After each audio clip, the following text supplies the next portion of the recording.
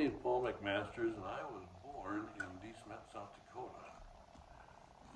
Our family lived on the shores of Lake Henry, and then empty Lake Thompson. And we've lived there, I've lived there all my life, except for 3 years going to college.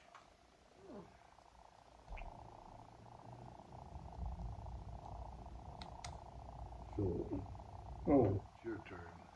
My name is Blaine Miller. I was born in Lake Preston, South Dakota.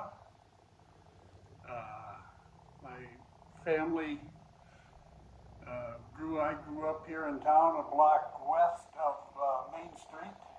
The house is now tore down. It's on, I believe it's Minden Avenue down there now. But it was the second house from the end there. My mother and my sister, Linda, and my brother, Paul, who died was killed in 1974 in a drowning. And that's where I grew up until I went to college at South Dakota State University for a semester right out of high school, and realized that wasn't the thing for me at that time. So I got out and I went in the service and in the Army. And when I got out of there in 1971, October, came back to Lake Preston and got a job, and then I went out to Wyoming to work for a little bit and came back and got married to Deborah Sass, and from there we went to Iowa, or I went back to college and got my degree at Brookings in dairy manufacturing, and we came back, we moved to Iowa for 9 months and then to California for 37 years, and that's where we raised our family. I have 2 daughters, Andrea and Joey, and 1 grandson, Elijah. And we moved back to Lake Preston about 7 years ago, I believe it was in 2017, to retire here, and this is where we live now. We bought a house on the edge of town here on the south end of town, and that's kind of, my mother passed away here a couple of years ago at the age of 98. And I take my hat off to her. She raised us kids by just being a waitress in town. But she was an amazing person, so. Yeah, I remember, Blaine, when I'd stay overnight with you. I always thought that was a treat because we get to go down to the cafe in the morning and your mom would make chocolate milk for me. And she'd put that spoon around and the milk would just have big bubbles on top, and I just, God, I love staying with Blaine. Which cafe? It was what would be Lake Preston Cafe today. Right on Main Street, yeah. What was it called at the time? Do you Called remember? it Preston Cafe, I believe it I was. think so too. And then she later worked down at Susie's. Oh, that was a treat. Yeah. Paul and I graduated the same year, 1969. When we were going to school, I started in first grade. I didn't get the chance to go to kindergarten.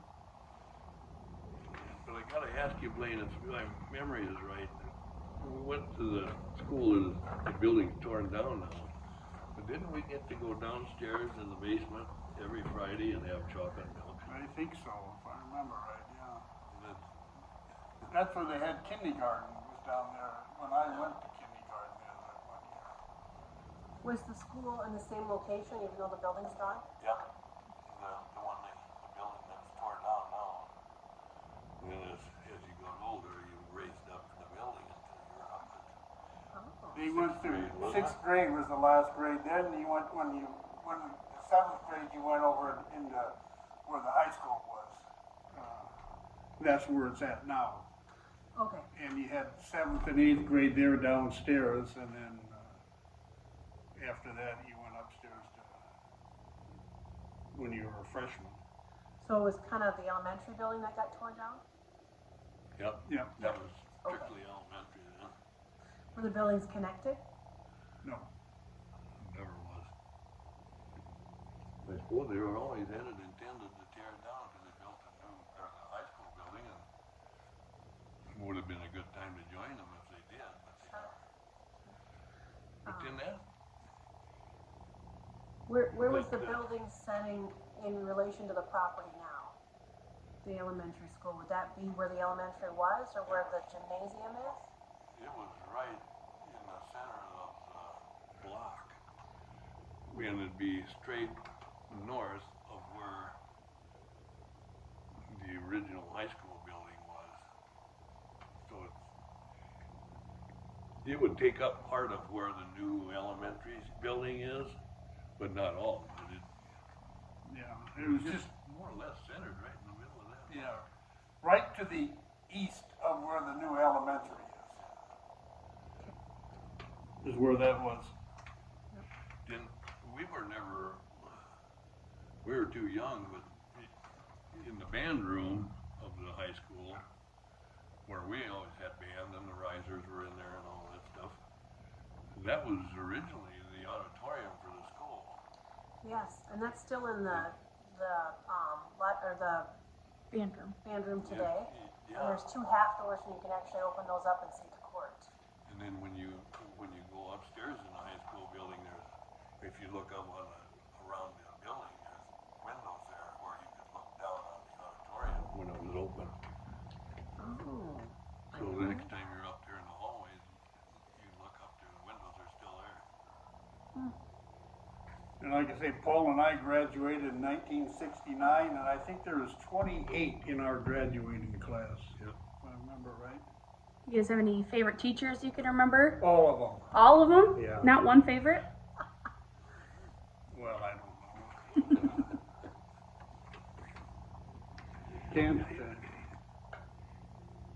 I think we pretty much got along with everybody, but Yeah. that was more or less in high school. In grade school, we weren't any different than anyone else. We tried to see how far we could push the pencil with all of it.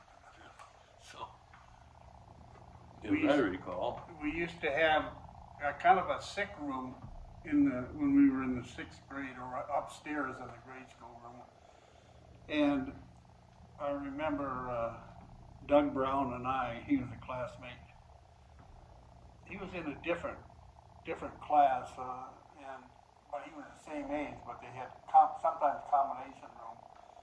And we decided one day that, well, told the teacher I wasn't feeling too good. Well, if you weren't feeling good, they would send you up into this one room, and you could just lay down and rest in there. And then we had a plan, Doug Brown did the same thing. And so we were up there and we got a little bit loud and the teachers came up and put an end to that real quick. But we had some very good teachers back then. During your time, did any of the local schools around us here, like Irwin or Hetwood, merge with your classes? that was after we got out of school. 2 years later, I believe it was, 71. Was it 71 or 2? 71, yeah. Would that have been Irwin? Yep, that would have been Irwin. Okay. And I suppose Hetland was maybe way before. That was way before. Okay. It was kind of fun. We had friends all over, and some in Hetland, and we were always, if we had spare time, we always tried to find a sport or something to play. And if everything was shut up around here, we'd drive to Hetland. In their school building, it still stands today, but their auditorium was upstairs. And the viewing or grandstands, you had to walk up a ladder and then pull the ladder up behind you and sit up above, and then the court took the whole rest of the room. And boy, we had some they had full court, so that was. Yeah. Then we'd wait, we'd play in there until we pretty near couldn't find the. And then another place we used to play was Harley Roush lived right on the edge of town, where Gutzmer's Dave lives. Sure.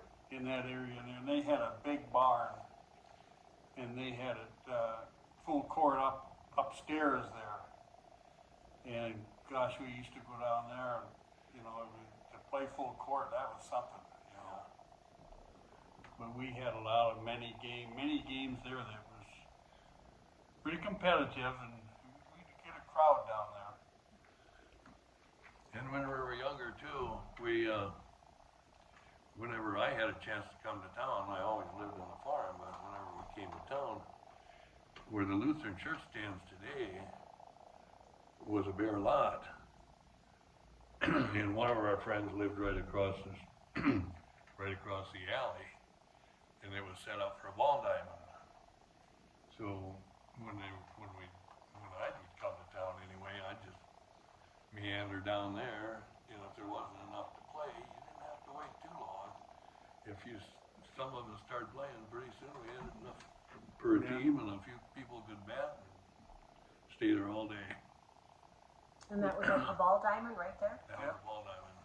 Oh. Well, that was our ball diamond. There was always a ball diamond where it is today, but it was a lot more fun to play in an old sand lot or Sure. whatever you call it.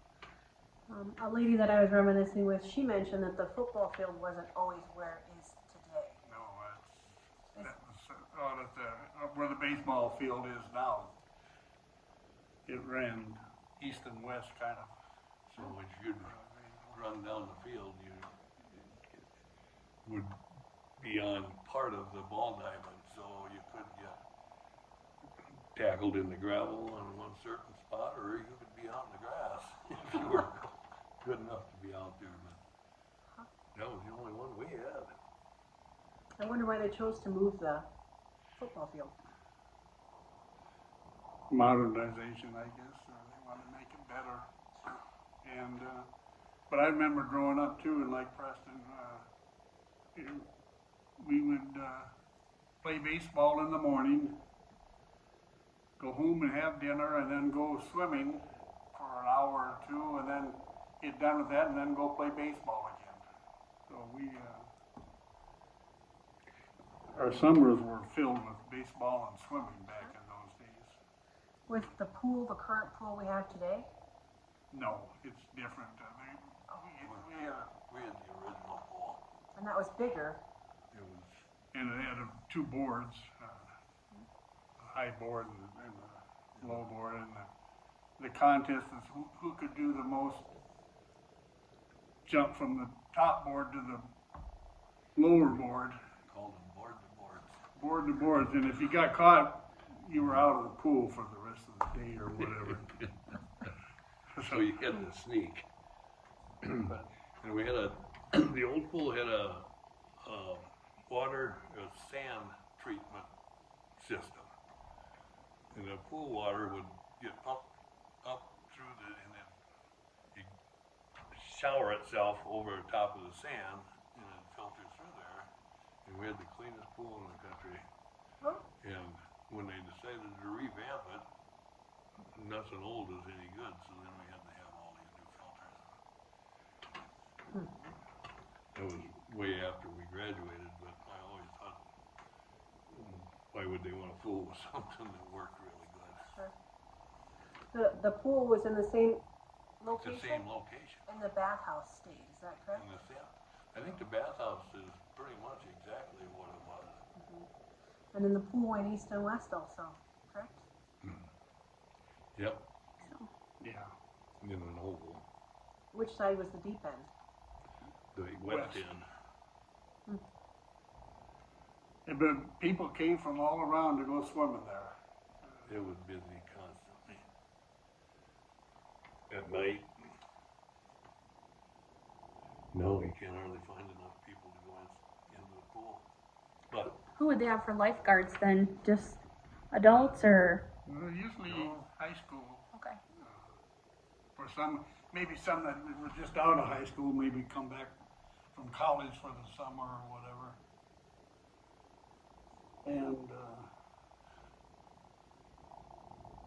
And then, you know, the transportation, you walked or you had your bike. And gosh, you'd go riding around. You could leave home at early in the morning and no worries, you know. I mean, That's where you first learn trust. If you crawled up on somebody's handlebars and trusted them good enough to get you back down there.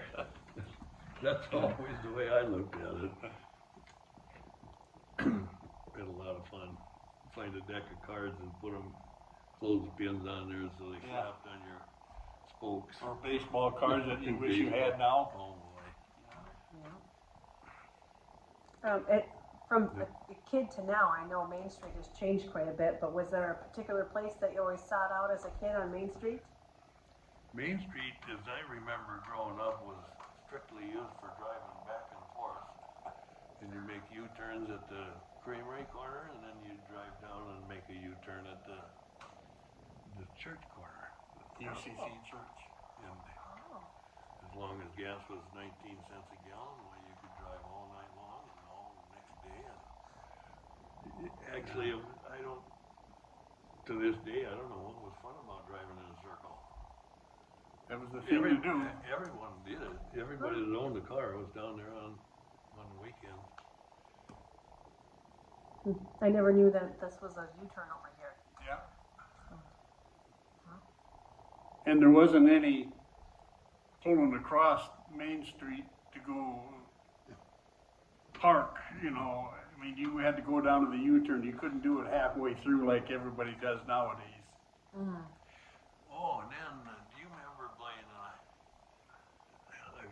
I just talked to Lauren here 2 months ago, but when we were growing up, we always had a policeman here in town. Whether it be Elmo or there were several of them, Olson, and doesn't matter, but we also had our own judge. So if you got caught speeding or reckless driving, whatever, you went to court at the city hall. You remember what that judge's name was? I remember we had one, but Well, you probably didn't go quite as often as I did. of But- course not. Thank you. But the fines were never very big, but we've thought for some reason it was real nice and cute to pay your fine in pennies so that they had to sit there and count them all in pennies. And they did. They put up with it for as long as I could remember. And I can't remember that judge's name. He had a limp. And as far as I know, that's all he did. But anyway. Well, getting back to the That City was- Hall, which is currently where City Hall is today. What else was in that building? I heard there was like an opera house or something upstairs. Did they utilize that in your guys' day? That's not in our day. It was Well, they did have roller skating up there. I remember that. yeah. Yep. We used to go roller skating up there periodically. I never got up there. Well, you were in the country. You couldn't get in. Well, and there was a jail in there too. Were you maybe in there spending time, or do you guys What? remember that? Wasn't there a jail in the bottom too? Oh yeah. Or was that kind of before your time? No, there was a It's still jail. there, isn't it? They might have it covered up or something Sure. now, or, you know. So I Yeah, know there- where City Hall is, you pay the water bill, and then it seems like there's a few more rooms and a few more bays, but I just thought the fire trucks went in those. But was there more to it, like a courtroom or just a judge's office? No, the judge's office was basically what the city room is now. That isn't. Oh. He just went in there and sat behind our city desk. And, Sure. as far as that goes, but the only other rooms behind where we parked our fire trucks were just utility rooms and storage areas when I was growing up anyway. And the jailhouse over back there, the jail. Jail was cell. on the west side. Yeah. There was a staircase to the outside. Is that how you accessed the upstairs to roller skate? Or did you go in the building? Yeah, no, there was a staircase, you went through a door and then there was a staircase up. And then There was also an outside staircase where you could go into the upstairs too. I think that's still there. Part of it maybe, but it's Sure. tore. I think the only remaining is on top of The the landing roof. part. Or you can see where it is about like that. Otherwise, pretty much Main Street is. We've lost a few buildings. there used to be that Ida Nelson Yeah, little variety store, kind of right next to the, in the area of the Preston Cafe, a little bit to the, it's right next to South. the bank building. yeah, and she would have, candy in there, you could go. It was like it was similar to Ben Franklin. It had every piece of candy you could Yeah. think of, and then it had little trinkets. And How much would the candy cost, do you think? I don't know. We were in there a lot of times. Nickels. It seemed spooky when you went in there. She always You had always knew that she was in there, Yeah. but you never knew where, and the lights were really dim. She had a cat all the time in She did. there. In the, And we always bought candy in there, but after you got a little older, you wondered, I wonder how long that candy actually sat in that building. Because very rarely, I mean, people obviously come and go, but it was not like it was busy. yeah. But it was fun to go in there. Usually go in there on a Saturday night, you know. And then we had next to that, there was a little cafe. You know, Strandy's had it at one time. Strandy's had it, and Ibis has run it for a while. And I can't ever remember the name of it. And then the other cafe was right next to that, Yeah. the big one, and then there used to be a Skogmos. This would be like in the 50s or 60s or? Yeah, back in the, probably late 50s, early in the 60s. Leroy and Loma Helfenstein ran that, and they had clothes. But that was right next to the cafe. I think the cafe has part of that now. They made that part of their establishment there. And then Gordy Salter had the Chevy garage, and across the street was the bar, and down farther was Well, first there was Streeter's Grocery. yeah. Then there was, Well, that used to be Sass at one time too. Dot Sass. really? I don't remember that. Yeah.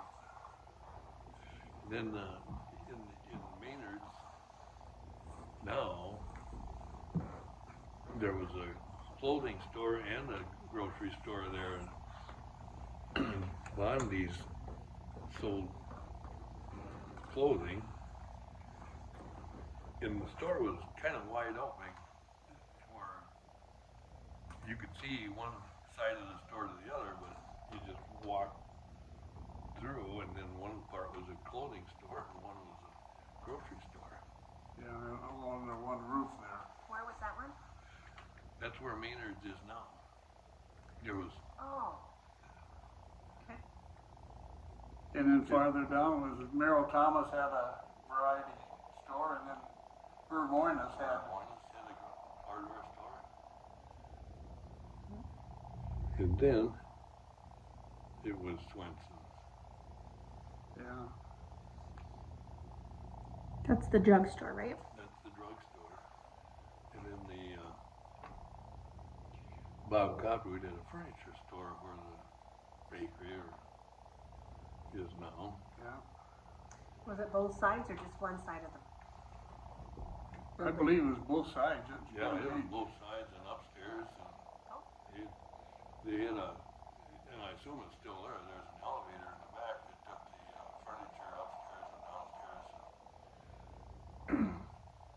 Then next to where the insurance building is now. Well, there was a grocery store there, Yeah, Loyal Zeke had. Loyal Zeke had a grocery store in there. And then in earlier years, Beck had Yeah. Or grocery Gene store Beck there. had a grocery store in there, and Loyal Zeke bought it from me.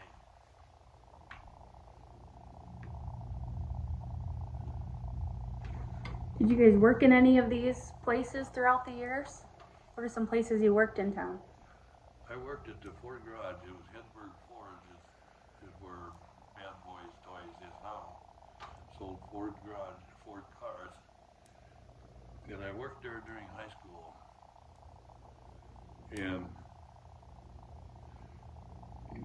kind of learned a lot of stuff, how to overhaul cars and everything. There was a mechanic there that I worked with, and I ended up doing mechanic work there, and I can't even remember what I got paid. I think it was $1 an hour or something. Wow. And I worked, my junior and senior year, worked for my brother-in-law, Rodney Carvin, south of town. They had 5 cattle lots. And I would feed cattle from 7 in the morning till 6, 7 at night. 7 days a week in the summertime.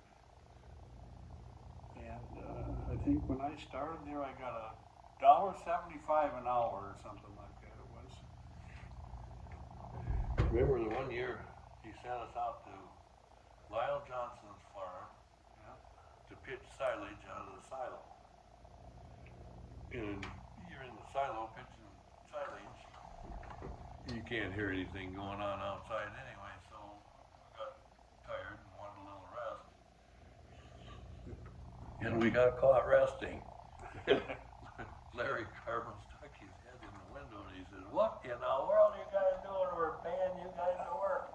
He said, "Who all's up there?" He stuck his head in the door and he said, "Oh, Mac, Jack, and Spoke." We sat down and laughed and said, "Where in the world did he get that?" You remember that? Yep, Right? I sure do. Oh gosh, what a guy to think of. Anyway, the actual Lake Preston was never much of a lake. And when we ran track, we always had there actually was an orange bridge at that time, so we'd run out to the orange bridge, which is the road through the lake, and it wasn't a lake then, so we didn't really know why there was even a bridge there, I don't think. Where was the bridge in location to the road now? About where the culverts, the large culverts? Yeah, about where the culverts are, I think. Yeah, it's right when you're going out there, it's right before you make your turn Sure. to go north. Just right in that area there. I heard that it kind of started to fill in the 40s, and then it got real dry, and it really wasn't much of anything until the 70s, late 70s. Could have been. I remember 69 or 68 there was a fire out in Preston out here. There wasn't any water in it. But your dad ran a business in town, Paul. Yeah, he had started a ready mix concrete plant in 1960. So a lot of my summers after that was working in the ready mix plant. And we'd haul our sand from the lake to use in the concrete mix. Where was the building at? Is it still here today? No, where he had the ready mix plant was just on the north side of the tracks. And the railroad he put it there because we had, we could get our cement in on rail cars. And it proved pretty handy. I can't remember, I quit college when I was in 1972 and came home and ran it and took over the ready-mix plant and bought that. And around 75, 6 in there somewhere, there was a severe cement shortage.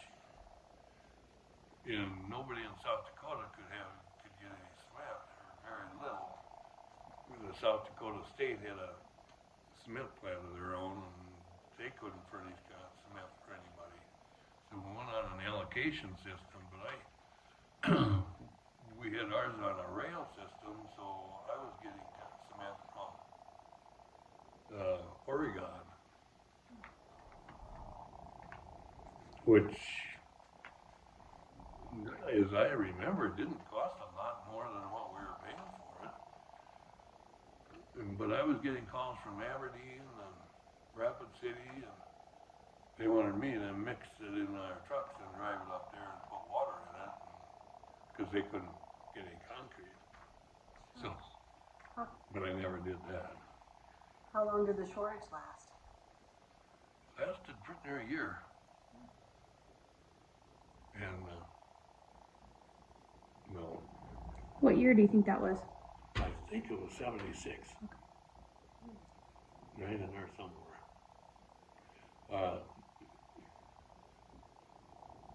Knipe was the governor at that time, Richard Knipe.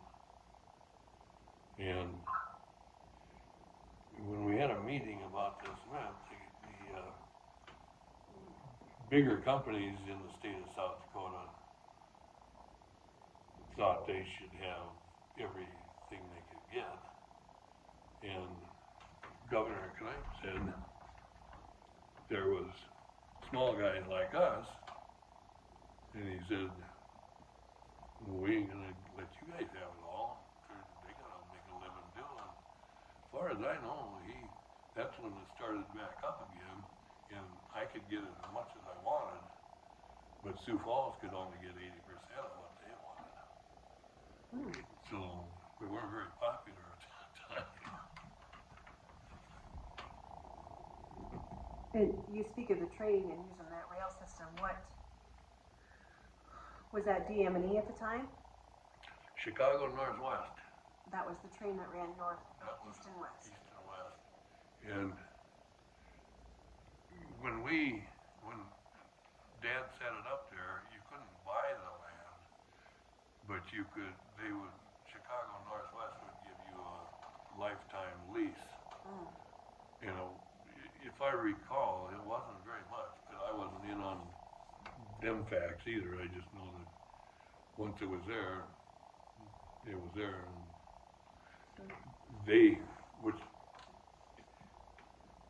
pretty good business deal because they paid very little tax on their land, and since we had it for a 99-year lease, we didn't pay any tax on it either. Sure. No. Did you just get like one car full of cement, and then you unload it from the belly of it?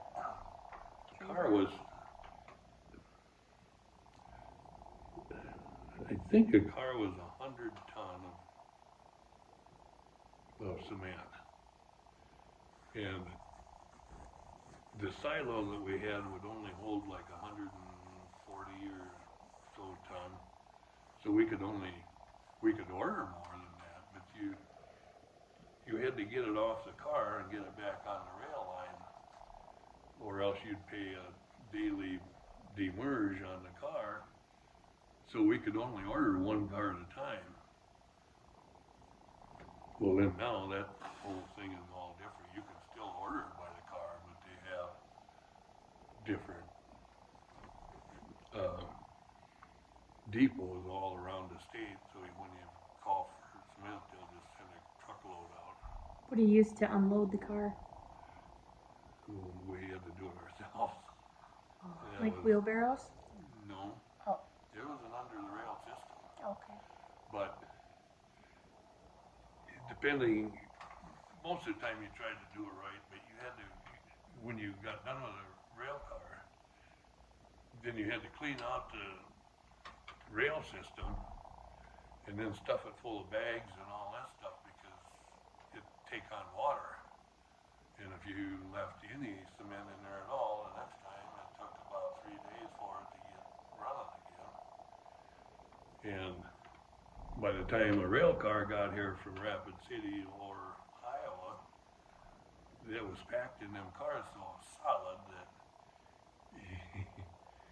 if you were fortunate enough, they made a slide in there so you could put a vibrator on it, but we never were that good. So you had to sit there and beat it with sledgehammers until it finally dropped out enough so you could get it flowing. Oh, and then you take A it lot off. of labor Okay. intensive. But once you got that done, then it was, you had cement for a long time, so. How long did your Luckily- family do the cement business for? How long? Dad started it in 1960, I bought it in 1972, and I sold it in 1981. And then Dickie, I think Dickie Wild ended up buying it and moving it down on the east end of town, and then he didn't have it very long, and then he sold it to D. Smith, as I remember. There's never been much north of the tracks as far as businesses. Is that because of the lease of the land, or? You know, I couldn't answer that. I don't know, Blaine. No, When we were growing up, if you were fortunate enough to live on the north side of the tracks, you lived in Gophertown. So, but that had nothing to do with businesses. There was never any other. Hillstead's Oil Company was the only. They had the Pure Station, and Kenny Anderson had a bulk station and sold. I think he sold Standard Gas. Anyway, he just had a bulk station and run bulk trucks out. Sure. and earlier they had the pop factory Yeah, down. they had a pop factory there. Oh, the bottling company. Yeah. Where was that on the north side of town? That was just north of the Well, north of where you were at. Oh, the old Blue factory. Bin, Yeah, the, on the east end. It would be, Does the little building still stand there? yeah, it's Okay. just west of Gary Buer's house, Okay. and it's not a very big building. Kind of a block building, cement block building. Yeah, Okay. that was part of it. I think the building itself was bigger than that at one time. yeah, The factory, Yeah. and Did Well, they I'm just sure- make the bottles, or did they bottle pop here too? they bottle pop there. Oh. There should be a bottle in here somewhere, shouldn't there? Oh yeah, we got tons of them over here. But I think it actually says the Lake Preston Bottling Company or. In Hillstead's Oil, that's where the tarp shop is, right? Yeah. correct, yeah. Oh, And that was a second generation family in that too. Okay. Art, Art Hillstead started it, and Bob Hillstead run it until his retirement. So they made the bottles there as well? I mean, it seems like it. that I don't know. did they turn them back in and then they repackaged it? Like they do for Coke bottles now, or like a recycling, or a, I don't know. don't know either. Was the pop sold locally in the store? Let's say yes. Okay. Yeah, we'll see, yeah. Never had any. And then speaking of that, I know there's quite a few gas stations in town. Yeah, gosh, at that time, Hillstead's down there, he was in a bad location because with the highway. Oh, sure. They had Hillstead's, and then they had the Senex, or the Farmers Union, and then there's a Standard right to the east of that. Then across the street, right to the south, there was I can't think of his name now, but he had a gas station there. And then across from Susie's, where Hubert Jensen had Lawson's. And then farther down, Kenny Anderson had Yeah, the standard station. and then Good Hopes was down right across from the Cool. swimming pool, yeah. Wasn't there one across from the bank on Main Street? Oh, There was that, one across the street from, yeah. this back kitty corner. That was, A.J. Baldwin had that station. And he still had, the last I knew, he still had the glass bowl pumps that you'd get 10 gallons in the glass bowl and then put it in the car. But that hasn't, I was very young when he quit. Yeah, I don't even think I remember. I remember going to it. I remember there was one there, but Yeah, it seemed like it kind of had almost like a circle drive you could pull up in. And Well, they built it in now Where to be the a house house. is now, yeah, Yeah. it was actually crooked, but it had two pillars there, and then you drive through there, and kind of an odd shaped building then. Yeah. I think we have a pump there of his, and then there's some photos in the back corner.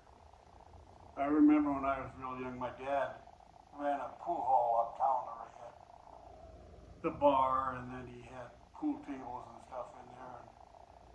And I got to go in there and play pool, once in a while. But I remember one time I was in there, and back then people were a little bit crazy or whatever, wild. This guy was riding a horse, and he brought the horse in inside the building there and put it right up to the bar and drank a beer. And then off he went. Is this building still uptown? Yeah, I think that's where Swenson's was. I mean, the addition to the Verhey's bar, the other bar. I heard there's a pool hall in the basement of that, the original drugstore.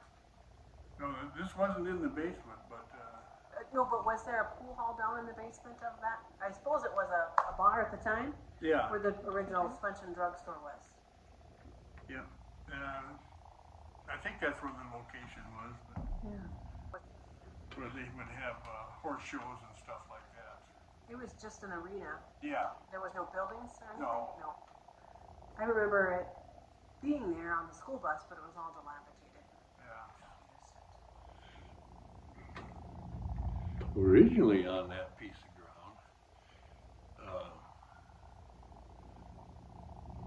the Sittner, our publisher, was going to have a golf course there, and they actually started it, didn't they?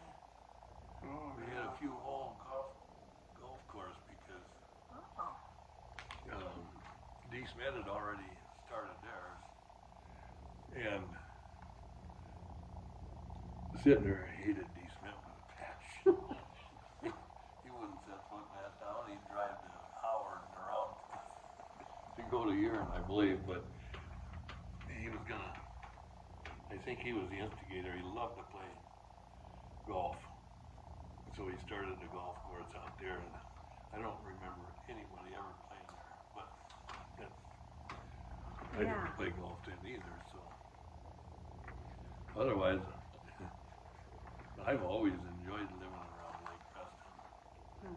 And our kids all grew up here and went to school here, and I consider myself really fortunate to be able to say that, and my kids are still here, at least real close, and it's still a nice place. Yeah, you brought up, you could, like I said earlier, you could go out, leave in the morning and come home and have dinner or go back out again and not worry about it. Because, you know, if you ever got in trouble around town, somebody would look after you around here. Everybody knew everybody back then. And I'm unfortunate. I moved back like 7 years ago, and I still don't know half the people in town here. But it was a great community to grow up in. There's always something to do. I remember, gosh, I don't know what year it was, but they wanted to get baseball going in the summertime. And I think 6 or 7 of the fathers, we got teams going. I think Francis McMasters and Gordy Salder and Howard Ackman and Ralph Bodie and I'm Wes Martin. But we had like the Red Sox, the White Sox, the Blue Sox, and they got baseball going. And I remember one time where it rained and we weren't going to be able to play that night on the field. We were supposed to have some games. Wes Martin, he was the manager of the Farmers Union down here. And we were down at the field and he came down and he said, we'll take care of this. So he went and got a bunch of gasoline, threw it all over the field and lit it on fire. Probably wouldn't do that nowadays. Got it all, then we raked it up and we were able to play that night. But yeah, I have many fond memories here. Classmates, we still get together periodically, and it seems like every time you see each other, the story gets a little bigger and a little better. And Well, wonderful. but, Do you guys remember any like big town celebrations throughout the years? I was pretty young when they had the watermelon days. I remember bits and pieces of it. And then the town and country days.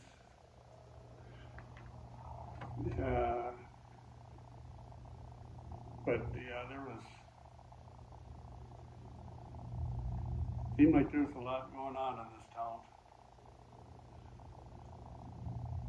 But I wish my girls could have grown up here. But we were happy out in California. They liked it out there. Well, you have one daughter that transplanted. She seems to like it here. Yes. So, well, wonderful. Anything else you guys want to wrap up with? I can't think I of. can't think of anything either. We'll get going on a whole different tangent here pretty quick. But we thank you very much for giving me a call and letting us partake in this. Well, thank you for your time and giving us this opportunity to save these memories. And well, thank you again.